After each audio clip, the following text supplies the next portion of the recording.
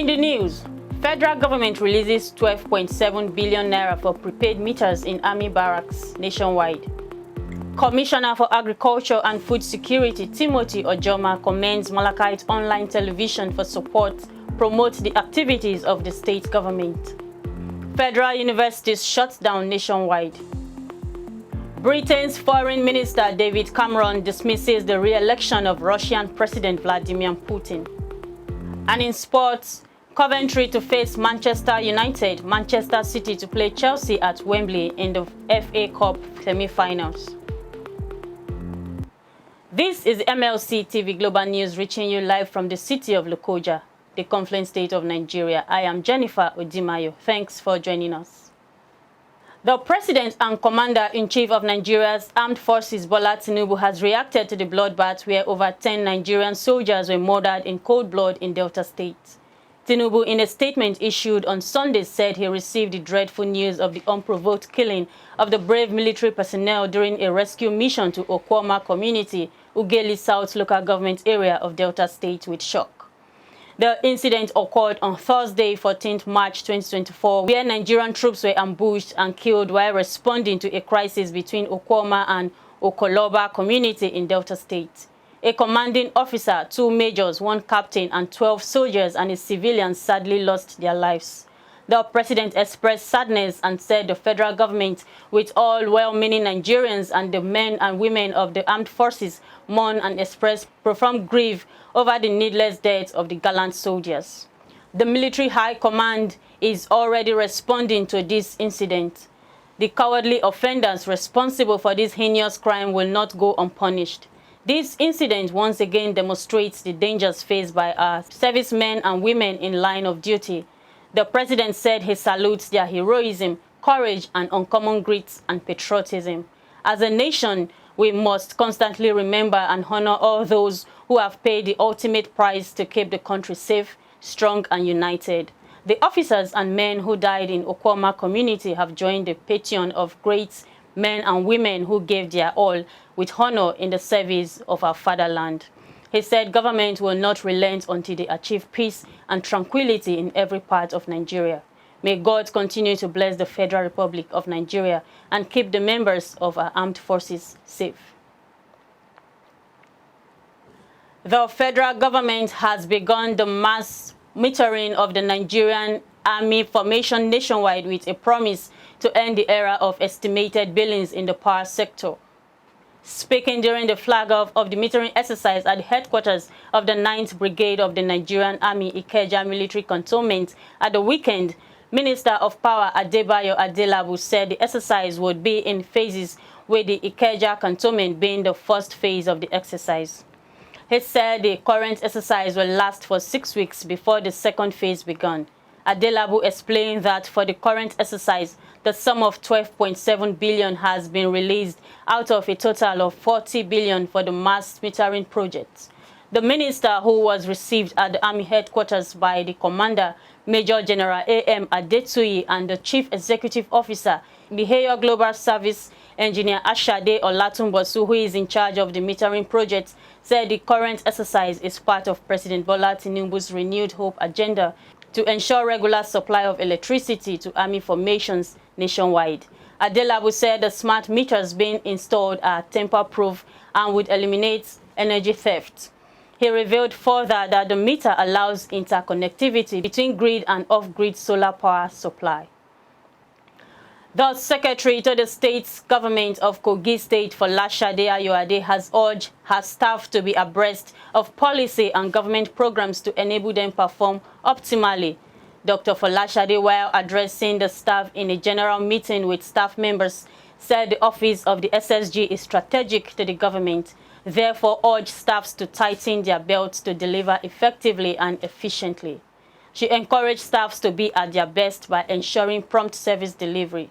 She also announced the intention of the state governor Ahmed Usman Ododo in making arrangements to put in place a befitting edifice for the office. Dr. Ayoade promised that staff welfare and trainings will be given high considerations to boost morale and productivity. The SSG mandated the Muslims faithful to take advantage of the holy month of Ramadan to pray for the success, unity, peace, and progress of the state and the country at large.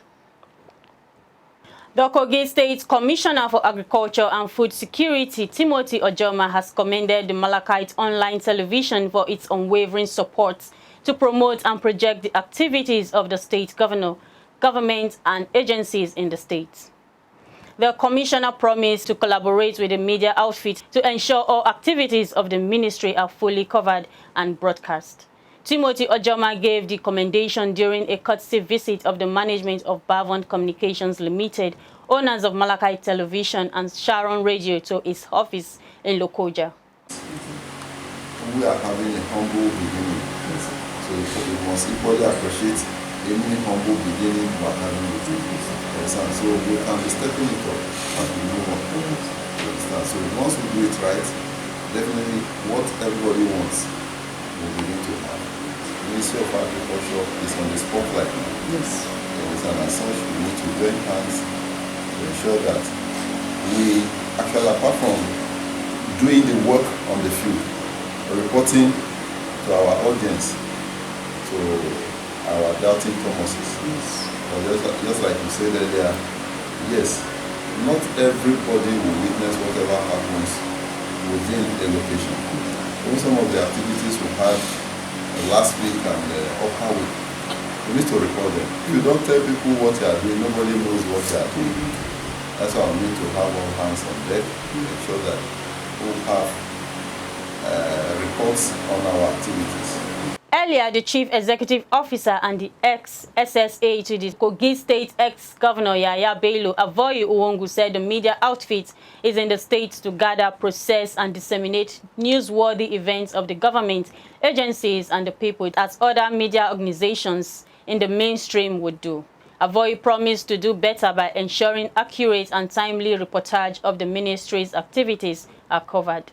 With your support, we can also increase in our covering and also improve on our message to the people out there about the ministry, because we believe that picking news, especially if you are in Kogi, picking it online and we broadcast, sometimes the vital information might be missing and we will not be able to get what we want to communicate. But possible, we should be among your listed media outfits that already been covering for you, so that we can also be part of it and project the ministry better. The media organization is a private broadcast station whose activities are mainly online and has called on all sundry within and outside Kogi State to patronize and support the mission of reaching everywhere and informing everyone through its social media handles.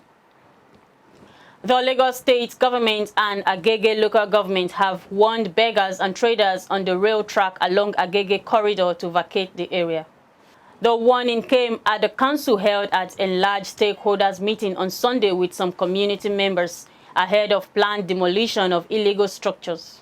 Afolabi Ayantayo, the Lagos State Commissioner for Establishment, Training and Pension, in his remark at the meeting said that information had been received on various criminal activities being carried out along the rail corridor.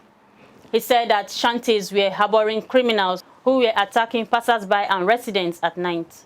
The commissioner appealed to the community and market leaders to enlighten the residents and traders to shun trading on the rail lines to avoid being arrested. According to him, the joint enforcement will soon begin and anybody arrested will face the wrath of the law.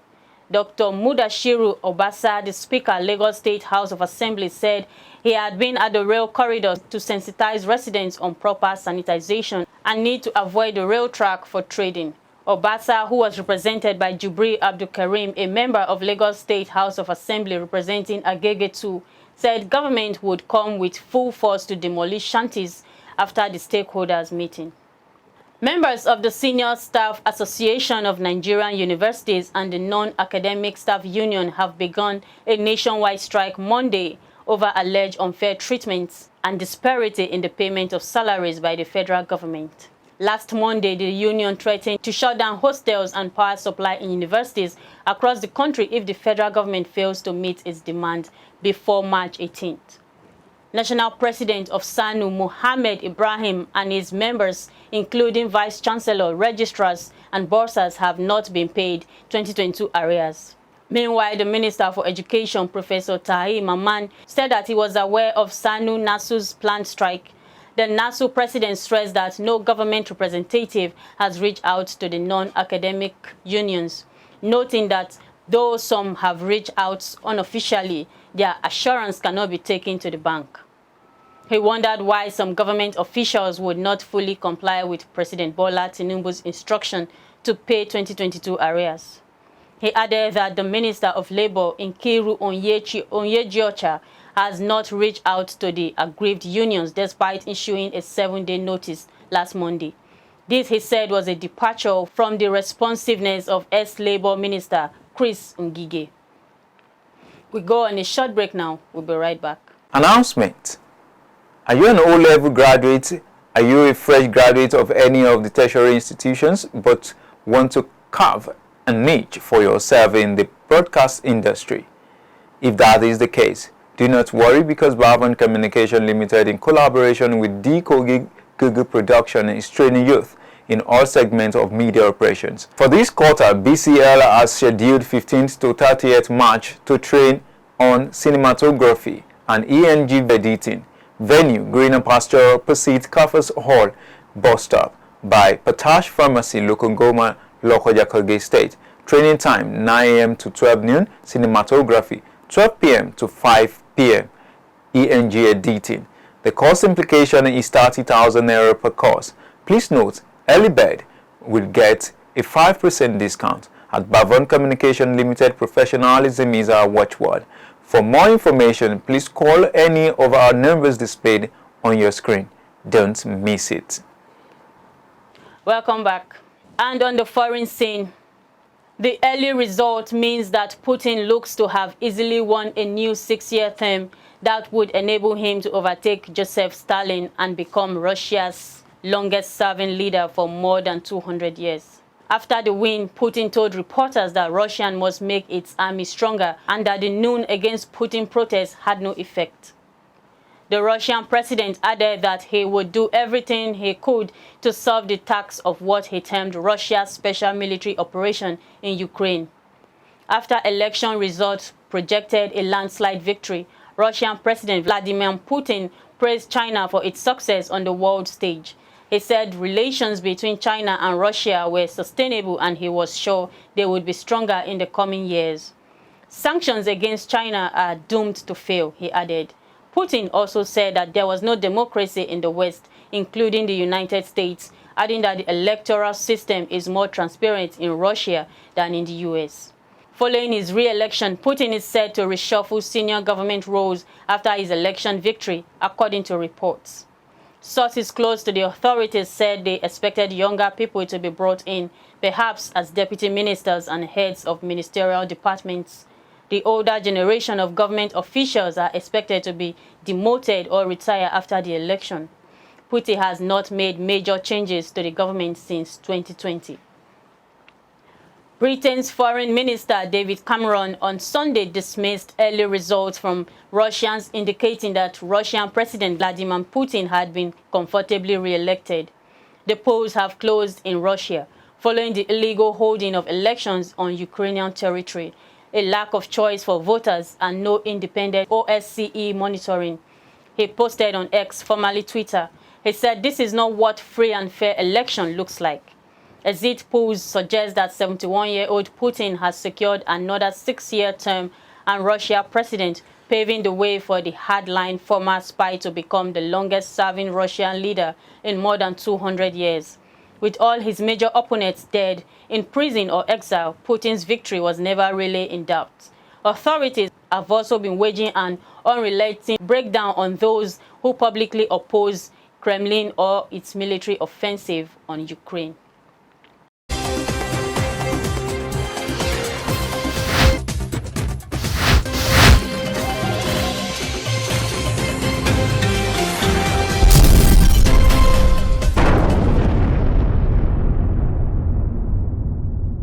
And now on sports, world number 2 Carlos Alcaraz defended his Indian Wells title with a straight set win over Daniil Medvedev. In a repeat of last year's final, Alcaraz 20 beat the Russian world number 4 7-6 6-1 to claim his first title since Wimbledon in July. The Spaniard was returning from an ankle injury which forced him to retire from his opening match at the Rio Open last month.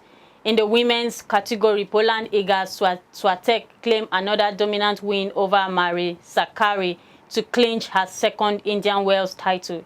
In a repeat of the 2022 final, the world #1 produced an almost identical score, beating Greece Sakkari 6-4, 6-0 in 69 minutes. That secured a 19th career title for Swiatek, 22, and a second of the year, having also won in Qatar last month.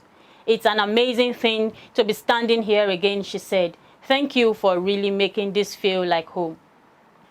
Championship side Coventry City will face Manchester United in the FA Cup semi-finals, while holders Manchester City will play Chelsea. Coventry City beat Wolves in their quarter-finals thanks to Haji Wright's 100th minutes winner.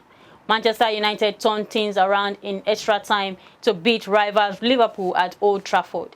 Meanwhile, Manchester City cruised past Newcastle in the last 8 and Chelsea beat Championship leaders Leicester.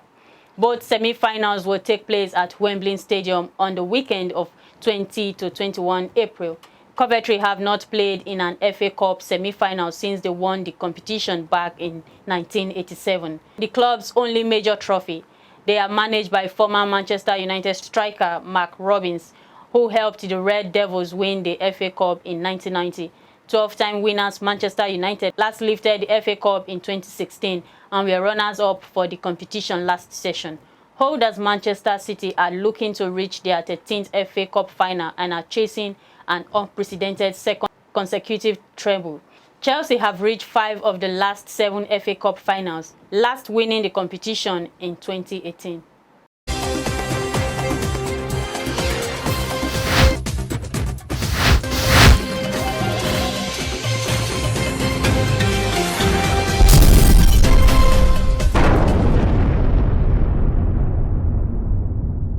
And that is the size of our package. Kindly support us by subscribing to our YouTube channel, Malachi TV. Like and follow our Facebook pages, MLC TV and MLC TV2, MLC TV Yoruba and Egbiravabe MLC TV, Instagram MLC TV 2021, X handle Malachi TV, and TikTok Malachite_TV. For your event coverage, appearance on any of our programs, contributions, comments, advert placement, or sponsorship, please call or send SMS to any of our numbers displayed on your screen. Join Malachi TV on weekends to watch our various programs. Saturday 7 p.m. Political Arena, Sunday 6 p.m. Women's World, and Monday 9 a.m. The Opinion. It is Malachi TV, reaching everywhere, informing everyone. Please be your brother's keeper to build a happier and better society together. I am Jennifer Odimayo. Thanks for watching.